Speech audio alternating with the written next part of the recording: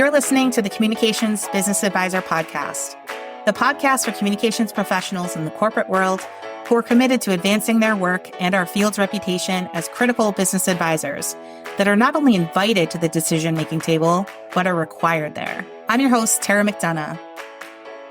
Hi, and welcome back to the Communications Business Advisor podcast. Today, we're going to be talking about the journey from communications waitressing, as I call it, to comms advising. So we've been talking about communication strategy quite a bit lately, and I put that squarely in the comms advising camp. And today we're going to address that topic again, specifically how comms advising at the leader level starts with strategy. But I'm going to back up first. So when you first enter the field, you don't automatically start with strategic advising. You don't dive into this field creating a strategic plan from business goals and advising executives at a high level. You start with the quote unquote stuff, the tactics. You prove your value with the things that make people fall in love with your work, with how your brain works. You create messages that sift through the rubbish of jargon and get right to the point.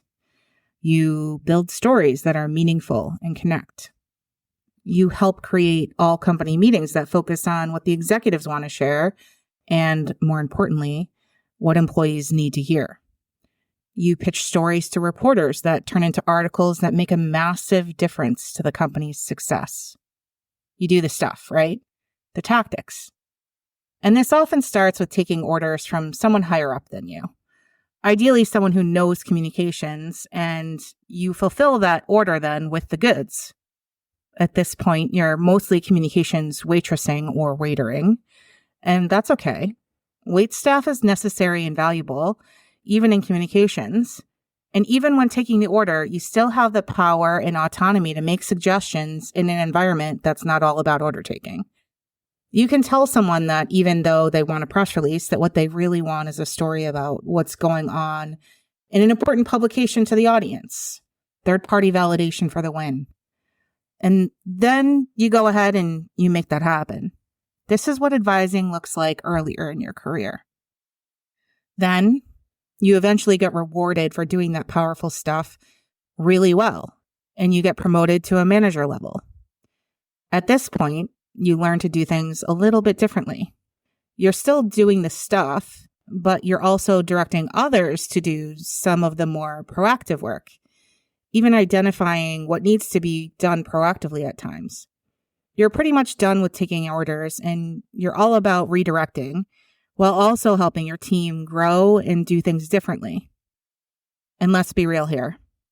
Quite often, you tell yourself you're doing both things, the managing and the tactics, because you have a microscopic team, or you are the team, so it's all hands on deck. At this point in my own career journey, I remember being called, quote, smart, scrappy, and gets things done, end quote. I was running a team of internal and external comms with 2 staff members at a multi-billion-dollar company, and I was doing all the things at all times. I was manager and doer. I felt like I was doing everything.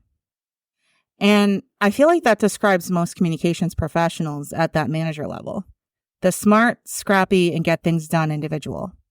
Whether they're working in internal comms, PR, public affairs, or some other subset of communications. And whether they're corporate or agency, you're advising and you're doing the work. And then, at some point, the manager makes the jump to director. This is where things really change. Dun, dun, dun. I'll be back to share more about exactly what I mean in connection with this in just a moment. First, take a listen to this message. The Communications Business Advisor podcast is brought to you by Raise the Tide, the program for women communications leaders and emerging leaders working in the corporate environment. Raise the Tide is part community, part coaching, part professional development, and part mentorship. The program advances women in their careers and activates these trailblazers to advance our vision of a corporate world that not only invites communications leaders to act as critical advisors, but expects them to. A rising tide raises all ships, but we're not the ships, Together, we're the force of the tide, raising the ships for our entire industry. For more information, visit www.raisethetide.net. Now we're back. At the director level, you're now responsible for proactive planning. And if you don't have a manager on the team, you're also ensuring that things get executed successfully too. And you probably still, quote unquote, do the stuff. You know, the tactical stuff we talked about earlier. But here's the thing I want you to chew on for a minute. Are you doing this stuff because you really need to? Or are you doing this stuff because it's comfortable? Because I'm going to call it out here. Stick with me here. The proactive stuff, it's uncomfortable at times. It stretches you. It means saying no to some of the tactical stuff at times. And let's be real, you like doing the stuff where you write or create a message or pitch a powerful story to the press. You like doing those things that brought you into the field. And plus, you want to set the example for your team that you're not, quote, too good to do the tactical work, right? Or maybe it's because it's just easier to do it yourself. It's harder to get somebody else to do it. If this sounds like you, I have to tell you something that's going to be hard to hear. So brace yourselves. You don't have to do it all. And in fact, this is the part that's going to hurt. You're causing harm by doing it all. Harm for yourself, for your team, and for your field. Ouch. I know, that's tough to hear. And some of you are going to be very defensive in this moment. You might be saying to yourself, or out loud yelling at me, Tara, you don't know what you're talking about. Or you might be saying, that might be the case for many people, but it's not the case for me. You're the exception, right? Your company, structure, or scenario is different. But maybe in that movie, he's just not that into you. Does anyone remember that? Well, one of my favorite messages in that movie is maybe you're not the exception. Maybe you're the rule. Yikes. Just suspend disbelief for a moment and come with me on this. Do you have a team, even if it's a team of freelancers, contractors, or one single junior team member? Do you have people to support you in any capacity? Then listen in. Start considering how you're feeling when you dig into that thing that you know someone who's less senior than you can do. Seriously, start making note of it. A voice note, a text to yourself, or whatever. How are you feeling when you decide to do it, and what's happening in association with the task? Are you avoiding a more thought-intensive or conflict-intensive task? Are you doing a task that makes you feel confident and strong after doing something that maybe didn't go over so well? Is it work that made people fall in love with you in the first place? Work that got you promoted?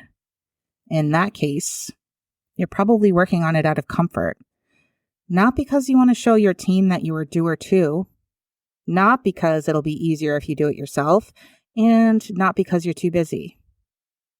So by doing the thing, the task, or for whatever reason you're doing harm, your team members will never learn how to get the things done themselves, and they'll probably atrophy in boring work before they leave.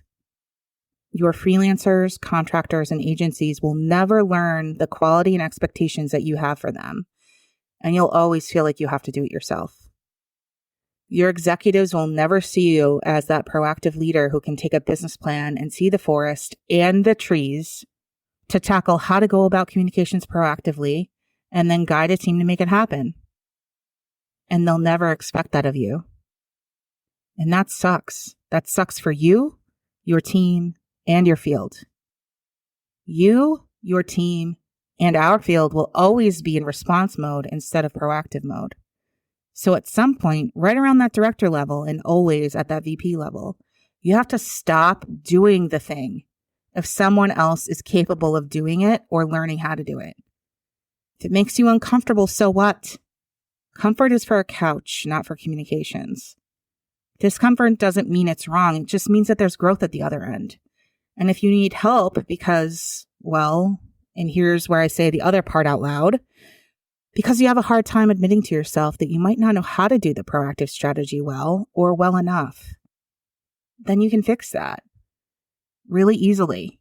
Get help. It's okay to say to yourself that you have more learning to do. Seriously, what does it say about you to think that to yourself that you have it all figured out? Yikes. Who wants to be surrounded by that person? You wouldn't want to be that person.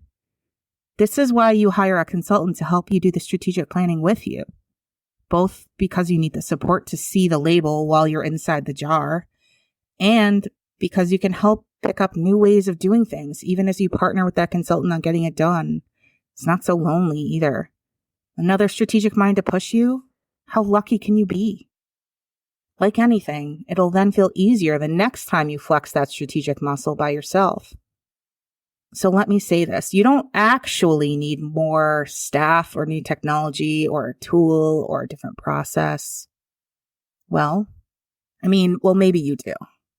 But what you don't know you need first is a mindset shift to work on the proactive stuff and leave the tactical work behind with someone else. And then to go alongside it, the confidence and authority to feel like bringing in help is a powerful move, not a scary one. One that will, dare I say it, that will make you seem weak to others. I can't tell you how many times I hear people try to get over their own mindset blockers of, quote, I feel like this is what they have me in this role for. I should know how to do this. This is what they hired me for. Okay, so first of all, stop shitting yourself. It's usually a sign that you're being unnecessarily hard on yourself. And second, do you think the CFO, CMO, or CHRO never bring in outside strategic help? Does the CFO never bring in analysts or an auditor or a consultant team to figure out some company challenge? Does the CMO never bring in an agency to help them rebrand? Does the CHRO never bring in a third-party recruiter? All of these are strategic third-party consultants, and they believe they're worth the investment. So what's stopping you from thinking the communications function, and even closer to the vest than that, what's stopping you from thinking you aren't worth the investment? Okay, that's enough for this week. It was a heavy one, so I'll leave you with this lighter concept. You have the power to fix this. It is within your control. It's absolutely a growth opportunity, and I put emphasis on the word opportunity here. Because if you think back on your career, who were you and what you thought 3 years into your career is wildly different from where you were at 10 years in or 15. And it took some tough stuff in those years to get you where you are. And ultimately, isn't that a blessing that you're not stuck where you were 3 years into your career? Isn't it fantastic to know that the things you struggle with are things you have the power to fix? I'm not saying it'll all be sunshine and roses along the way. It wasn't when you moved from year 3 in your career to year 10 either. But if you put in the work, you'll be rewarded. Okay, that's enough for now. But before I go, I have a new exclusive set of extra insights going out now called Level Up, Be Extra. It's for those of you who are looking for a little extra insight beyond what's shared here in the podcast or in my daily LinkedIn nugget. So if you're interested, check out www.taramcdonagh.com/levelup to sign up for the emails, or check out the show notes for the link. I'll be back here in a couple weeks with another episode of the Communications Business Advisor podcast. Thanks for listening. If you liked this episode, please leave a rating or a review. We can ignite a movement when we share a message. See you next time.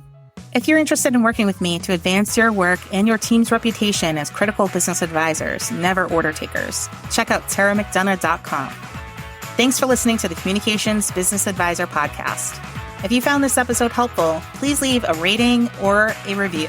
It helps people find us, and we can't ignite a movement without sharing the message. See you next time, where we'll continue to do the work to elevate our field's reputation and elevate the careers of the people in it.